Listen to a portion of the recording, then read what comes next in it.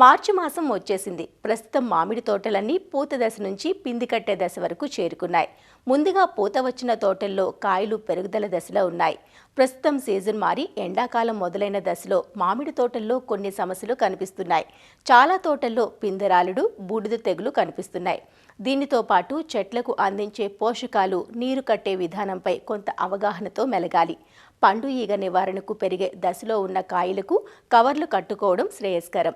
ప్రస్తుతం మామిడి తోటల్లో పిందె నిలబడేందుకు, కాయ సైజు పెరిగేందుకు తీసుకోవలసిన యాజమాన్య సస్యరక్షణ చర్యలను సూచిస్తున్నారు శ్రీ కొండా లక్ష్మణ్ ఉద్యాన విశ్వవిద్యాలయం సంగారెడ్డి ఫలపరిశోధనా స్థానం ఉద్యానవన శాస్త్రవేత్త డాక్టర్ హరికాంత్. రెండు తెలుగు రాష్ట్రాల్లో కూడా ఎక్కువగా మామిడి అనేది విస్తీర్ణం ఎక్కువగా ఉంటుంది. సో అందులో ముఖ్యంగా మనకు చూసినట్టయితే బంగనపల్లి, దశేరి, హిమాయత్, కేసర్, మల్లిక, అదేవిధంగా పచ్చడి రకాలు మరియు రసాలు ఎక్కువగా మనం విస్తీర్ణంలో చూస్తూ ఉంటాం. ఈ సంవత్సరం పూత చాలా విస్తీర్ణమైన పూతగా, చాలా ఎక్కువగా పూతని మనం గమనించడం జరిగింది. ఎక్కువగా చీడపీడలు ఆశించి మనకి పూత అనేది రాలిపోవడం మరియు అదేవిధంగా పూత పిందె నుండి కట్టడం కూడా తక్కువగా చూడడం జరుగుతుంది. సో ఇందులో ముఖ్యంగా మనకి కారణాలు చూసినట్టయితే, ఒకటి తేనె మంచు పురుగు ఎక్కువగా వృద్ధి ఎక్కువగా రావడం, అదేవిధంగా దఫాలుగా రావడం ఎక్కువగా చూడడం జరిగింది. దానివల్ల మనకి పూత దశలు ఎక్కువగా వ్యాప్తించడం వల్ల పూత అనేది రాలిపోవడం ఎక్కువగా చూస్తూ ఉన్నాం. అదే సమయంలో మనకి మంచు వాతావరణం ఎక్కువగా దానికి దోహదపడి చీడపీడలు ఎక్కువగా వ్యాప్తి చెందడం జరిగింది. ఇదే సమయంలో మనకి పౌడరీ మిల్డ్యూ అంటే బూడిద తెగులు కూడా ఎక్కువగా రావడం జరిగింది పూత పైన. ఈ బూడిద తెగుల వల్ల కూడా పూత పిందగా కట్టకపోవడం మరియు పూత అనేది రాలిపోవడం ఎక్కువగా గమనించాం. పూత నుండి పింద కట్టే సమయంలో మనం ఇప్పుడు ఉన్నాము. ఈ పూత ఏదైతే మనకి పాలినేషన్ అనేది జరిగి చాలా వరకు పూత రాలిపోవడం జరిగింది. సో ఏదైతే పూత సరిగ్గా పాలినేషన్ జరిగి మనకి పిందెగా కట్టడం జరుగుతుందో, ఆ పిందెని కాపాడుకోవడం చాలా ముఖ్యమైన మనకి ఘటన. ప్రస్తుత సమయంలో పూత పిందెగా మారి, అదేవిధంగా కొన్ని పిందెలు గోళీ ఆకారంలో, మరి కొన్ని పిందెలు మనకి నిమ్మకాయ పరిమాణంలో ఉండడం మనం గమనించవచ్చు. సో ఈ సమయంలో మనము కొన్ని యాజమాన్య పద్ధతులను ఖచ్చితంగా పాటించాలి. క్రమం తప్పకుండా నీరు అనేది అందించాలి. సో ప్రస్తుతము మనము ఎండాకాలం అంటే ఉష్ణోగ్రతలలో మార్పులు గమనించాం కాబట్టి ఈ సమయంలో నీరు కట్టడం అనేది చాలా ముఖ్యమైన ఘటన. ఎవరైతే తోటల్లో డ్రిప్ ఉందో, డ్రిప్ పద్ధతి ద్వారా వేసినట్టయితే దాదాపు రోజుకు ఒక 4 గంటల వ్యవధిలో మనం నీరు అనేది కట్టించాలి. తెల్లవారుజామున 2 గంటలు, అదేవిధంగా సాయంత్రము 2 గంటలు మనం నీరు అనేది ఖచ్చితంగా ఇవ్వడం చూసుకోవాలి. 10 సంవత్సరాల పైబడి ఉన్న తోటలు చూసినట్టయితే డ్రిప్ అనేది డబుల్ లాటరల్ సిస్టమ్, అంటే 2 లాటరల్ ఒక చెట్టుకి, చెట్టు మొదలు నుండి దాదాపు ఒక మీటర్న్నర దూరంగా కాండం నుండి మనము అమర్చుకోవాలి.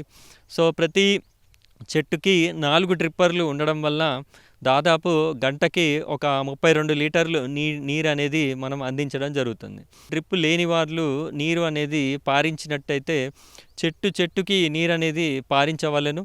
సో ఇది కూడా దాదాపు వారానికి ఒకసారి మనం నీరు కట్టినట్టయితే సరిపోతుంది. ఈ నీరు కట్టడం అనేది మనము కాలువల రూపంలో చేసి చెట్టుకి చుట్టూ పాదులుగా చేసుకొని నీరు అనేది కట్టాలి. సో ఒక చెట్టుకి మరియు మరొక చెట్టుకి నీరు అనేది పారకుండా మనము గమనించుకోవాలి. ఈ సమయంలో మనం అందించాల్సింది మన పోషక విలువలు, అంటే భూమిలో తేమ ఉండేటట్టు చూసుకున్న తర్వాత మనము పోషకాలు అనేది అందించాలి. 10 ఏళ్ళ వయసు పడిబడిన చెట్లకి మనము 500 గ్రాములు యూరియా, అదేవిధంగా 1 కిలో వరకు ఫాస్ఫరస్, అదేవిధంగా 500 గ్రాముల పొటాష్, ఈ మిశ్రమాన్ని మూడింటిని కూడా ఒక చెట్టు మొదలు నుండి దాదాపు ఒక మీటర్న్నర దూరంలో ఏదైతే పాదులు చేసుకుంటున్నామో ఆ పాదు చుట్టూ మనము ఫర్టిలైజర్ వేసినట్టయితే తేమ ద్వారా అది పీల్చుకొని మనకి వేరు రూపంలో మనకి చెట్టుకు అందే అవకాశం ఉంది. పిందె మనకు గోళీకారం ఆకారంలో వచ్చినప్పుడు మల్టీకే 10 గ్రాములు మరియు బొరాన్ 1.25 గ్రాములు మరియు జింక్ 1 కానీ 2 గ్రాములు, మెగ్నీషియం 2 గ్రాములు, ఈ మిశ్రమాన్ని మనము ఒకసారి పిచికారీ చేసినట్టయితే కాయ ఎక్కువగా రాలకుండా ఉంటుంది. అదేవిధంగా మనకు కాయ పసుపచ్చు రంగులో మారకుండా మనకి కాయ ఎదగడానికి కూడా మంచిగా దోహదపడుతుంది. సో కొన్ని తోటల్లో చూసినట్టయితే మనకి పిందెలు పసుపు పచ్చ కలర్లో మారి పిందెలు రాలుతున్నట్టుగా గమనించడం జరుగుతుంది. సో అటువంటి తోటల్లో ఇవన్నీ కూడా యాజమాన్య పద్ధతులు పాటించి వాటి నుండి నివారించుకోవచ్చు. ఒకవేళ ఎక్కువగా గమనించినట్లయితే మనము మార్కెట్లో లభ్యమవుతున్న ప్లానోఫిక్స్ అనే మందుని మనము ఒక 25 గ్రాములు ఒక 100 లీటర్ నీటిలో కలిపి పిచికారీ చేసినట్టయితే మంచి ఫలితాలని కూడా గమనించవచ్చు.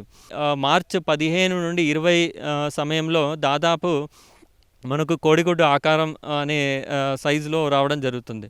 సో ఏదైతే ఈ కాయ కోడిగుడ్డు సైజులో వస్తుందో ఆ సమయంలో మనము మామిడికి సంచులు అంటే మనకి మార్కెట్లో లభ్యమవుతున్న సో ఈ ఫ్రూట్ ప్రొటెక్షన్ కవర్స్ని మనము ప్రతి కాయ కూడా తొడిగించినట్లయితే మంచి లాభాలు ఘటించవచ్చు. అదేవిధంగా కాయ ఎదుగుదలకి మరియు కాయ యొక్క నాణ్యతకి మరియు కాయ నిగనిగలాడుతూ మనకి మంచి రంగుని అభివృద్ధి చెందడానికి కూడా ఈ సంచులు ఎంతగానో ఉపయోగపడుతుంది.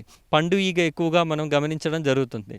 సో ఈ పండు ఈగ అనేది మనకి కాయ ఎదుగుదల తర్వాత ఏదైతే పక్వానికి ముందుగా ఉంటుందో ఆ పక్వానికి ముందు అది కాయ పైన గుడ్లు పెట్టి దానిపైన కాయ అంతా కుళ్ళిపోయే సమయానికి పండే సమయానికి మొత్తం కుళ్ళిపోవడం జరుగుతుంది. సో వీటి నివారణ కూడా ఏదైతే ఈ ఫ్రూట్ బ్యాగ్స్ అనేది అంటున్నామో ఈ ఫ్రూట్ ప్రొటెక్షన్ బ్యాగ్స్ కూడా మనము నివారించుకోవచ్చు ఈ పండు ఈగ నుండి.